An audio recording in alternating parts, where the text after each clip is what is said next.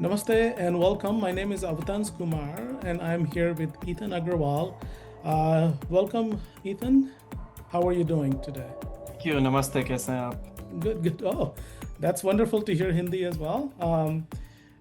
So, Ethan, for those who don't know, is the Democratic primary candidate for California Congressional District 17. That's And we'll right. talk about all this in a little bit. But first off, Ethan, what's your story? Tell me a little bit about yourself.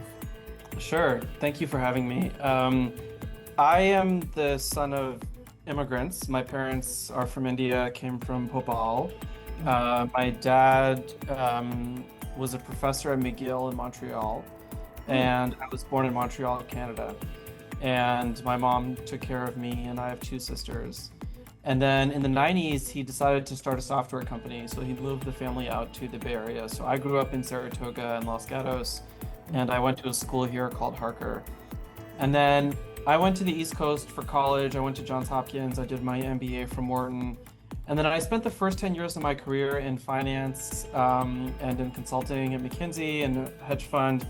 And then I started two companies. So I did some entrepreneurship. I started a digital software company called Aptiv that was creating audio-based workout classes that we stream to members.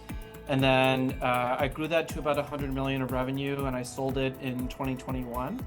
And then I started another company called The Coterie, which was a consumer fintech company. I ran that for 5 years. We raised about $50 million from Andreessen Horowitz, and then I sold that company about a year ago. So I don't really have any formal political training. I'm coming to this race as an outsider, but I think it might actually be a good thing to bring some fresh blood into Congress. that's wonderful that to hear about your family background and also, so you are saying that you are a non-political, right?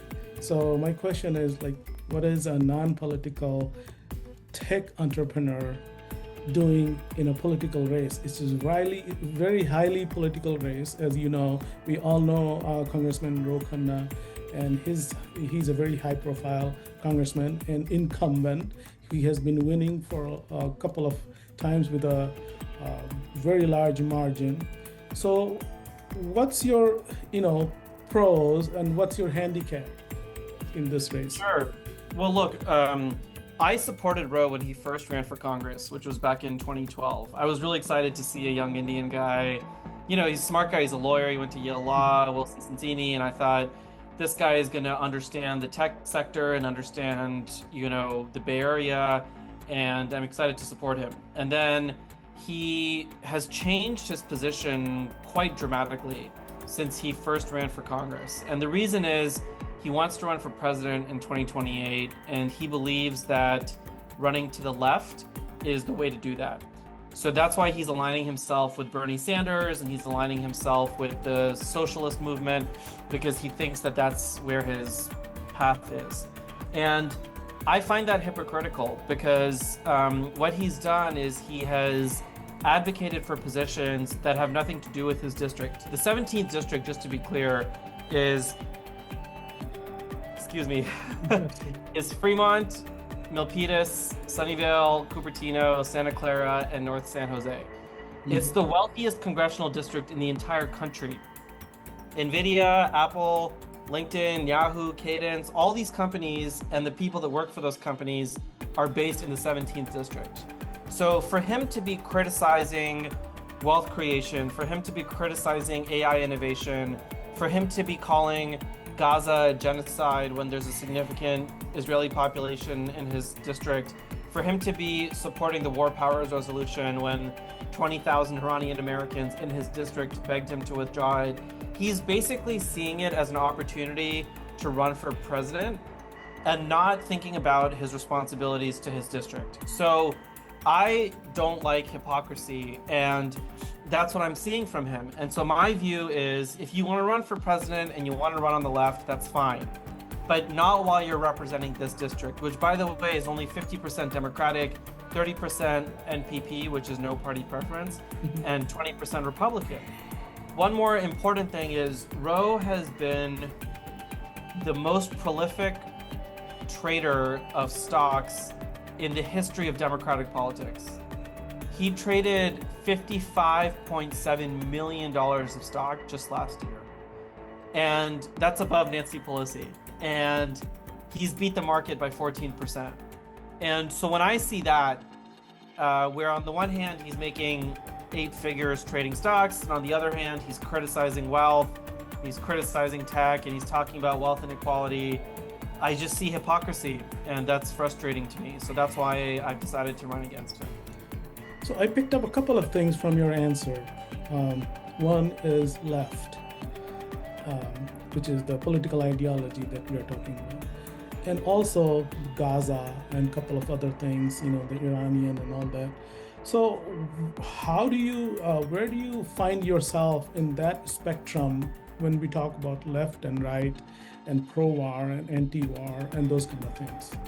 You know, I'm talking mostly in terms of also culture wars, right? Because that's how the things define itself in the political spectrum. I'm a Democrat. I've been a Democrat my whole life. I'm more of a moderate Democrat by today's standards. Mm-hmm. So, you know, I'm pro-choice, I'm pro-gun control, I'm pro-immigration, but at the same time, I actually think that the economic issues facing this district are far more important than the social or cultural issues. So I am pro-growth, I'm pro-business, I'm pro-tech. I believe a rising tide lifts all boats. I'm a fierce believer in capitalism. And so when I talk about far left, what I see is Ro aligning himself with the socialist version of the Democratic Party. And the district that I'm looking to represent is 60% immigrant. Those immigrants came from India, China, Vietnam, countries where at some point they have all seen socialism. And they fled those countries and came to America, which is a capitalist country, in order to build something. And for the representative of that district to then claim that we're going to go back to socialism or try to advocate for it, I think is totally ridiculous, because that's not what the people who advocated, who left those countries, came here for. Mm-hmm. So you also talk about the immigrants and India. So quickly, a couple of things about India. How do you find Prime Minister Modi in terms of US-India relationship? I mean, look, the only thing that I think about is the 17th district. I think India is a key ally. I think Modi ji has done some good things, some bad things.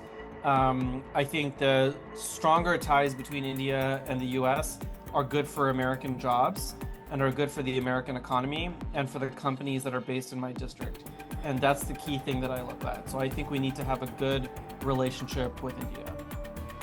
So what are your top priority for your district, one for your state, which is California, because you will be representing your state as well, and one for the country, and the fourth one for the Indian Americans? For the district, the number one thing is there's 5,000 children that live in poverty in the 17th district. And this is while this is the richest district in the country. So I would like the 17th district to be the first district in the history of the country to completely eradicate childhood poverty. And we have the resources, we know how to do it, we just need to have the focus. So that's my priority within the district. For the state, we need to build more housing. We are losing people every year. Average house price is up to $900,000. And it takes us far too long to build things. And if we're not building housing, then people are going to leave. We need to build housing specifically within the $200,000 to $400,000 range.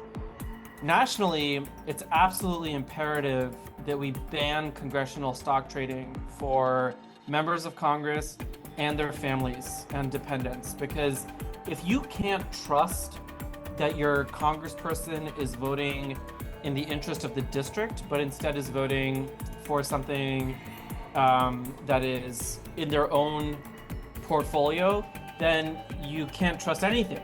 And we have shown that, you know, it's interesting, Ro actually introduced legislation to ban congressional trading, but then he still goes and trades like tens of millions of dollars himself. So even if the law doesn't pass, he should adopt what he believes, right? So like in my case, I'm going to be divesting my entire portfolio even the day I'm sworn in, even if the law doesn't pass, because I believe it to be the right ethical thing to do.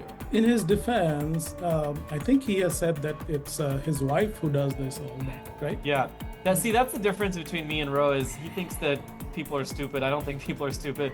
He beat the market by 14%. So unless his wife is Warren Buffett, I think it's unlikely that there isn't a leakage of information happening. The New York Times actually did an investigation into him, and they found that he had 149 conflicts of interest between the committees that he sits on and the companies that he sees information for versus the trades that he makes. So is it possible that he has nothing to do with it? Sure, but I think you and I are too smart for that. For Indian Americans, I think generally what we need to do is reduce hate crime and reduce stigma. That's, to me, the number one issue. And you know what I will say is, in the last 30 years or so that I've been in America, I actually feel like it's been pretty safe to be an Indian. But I do think it's changing. It's actually getting worse. And I think we need to stop that from happening. Why do you think is that? Look, I think there's divisiveness coming from the top. I think there's a lot of hatred towards immigrants. I think there's a general political us versus them mentality, which I don't think is beneficial for anybody. I'm just trying to focus on the needs of my district. My district is 60% immigrant, and that 60% Asian, and that includes Indians and Chinese people. And I think we need to be a model for the country of this is how multiple different ethnicities can live together and thrive together. And that's an example of how we can reduce ethnic hatred in this country. What other step that you think you will, it's not just ethnic, also it's religious also. A lot of Hindu phobic attacks have been happening. California has been one of them. The temples, those places of worship have been vandalized. And also our educational institutions, for example, the California California State University system, bringing in caste legislation and things like that. Where do you stand on those issues? No, I mean, you're talking about Aisha Wahab, who I think is horrible. She, I think, has basically become anti-Indian, which I think is unacceptable. We have to stop hatred at every level. I grew up there's a mandir in Sunnyvale on Lawrence and 101, and I used to go to that mandir, and then there's a Jain temple in Fremont that a lot of folks that I know helped, contribute and build. And, going to these places as a kid and then hearing about sort of vandalism and hearing about discrimination. And by the way, it's not just Hindu, it's happening to Jews, it's happening to Muslims, it's happening to other ethnic groups as well. I just think we need to show that this is not the way to get anything done, and we need to reduce the divisiveness in this country. Very well. Anything else that you would like to address in the closing? No, look, I believe deeply in this community. I went to Harker, which is in the district. I know people all over Fremont and Milpitas and Sunnyvale, and I think it's time for somebody to represent the district who cares specifically about this district. I've said before, I'm not going to run for president or anything else. I believe in term limits, so I'm going to put term limits on myself so that 10 years from now, somebody with fresh ideas can come in. I think this is important, that somebody who understands. I speak Hindi, which is also important for this district. I speak Spanish, which is important for this district. So, I think is Hindi as well, right? Yeah, I speak Hindi as well. Yeah, so I think it's important that somebody understands this district and runs on behalf of it. So that's why I'm proud to be in this race. Well, one more question, maybe.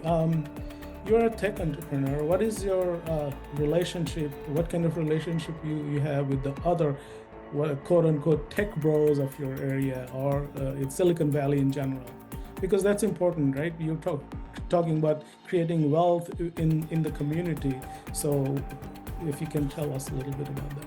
Yeah, I mean, look, I have good relationships with a lot of those people, but I'm not going to win this race just by getting support from tech bros. Congressional races are capped at $7,000 per person. So, whether you're a billionaire or you have $100,000, you're not allowed to give me more than $7,000. So I need a wide base of support from all industries, all levels of wealth, all kinds of people in order for me to have a chance to defeat Ro. And where can people go to donate to your campaign and find out more about it? Yeah, it's ethan4congress.com, and 4 is the number 4. Okay, thank you very much, Ethan. Good luck, and we'll speak again soon. Thanks Thanks so much. I appreciate your time. All right, wonderful. Bye.